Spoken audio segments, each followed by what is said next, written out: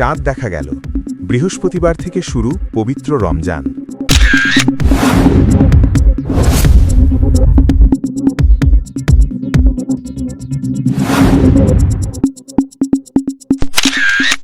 দেশের আকাশে পবিত্র রমজান মাসের চাঁদ দেখা যাওয়ায় আগামী বৃহস্পতিবার ১৯ ফেব্রুয়ারি থেকে সিয়াম সাধনা শুরু হচ্ছে। বুধবার ১৮ ফেব্রুয়ারি সন্ধ্যায় রাজধানীর বায়তুল মোকাররম জাতীয় মসজিদে অনুষ্ঠিত জাতীয় চাঁদ দেখা কমিটির বৈঠকে এ সিদ্ধান্ত জানানো হয়। বৈঠকটি আয়োজন করে ইসলামিক ফাউন্ডেশন বাংলাদেশ।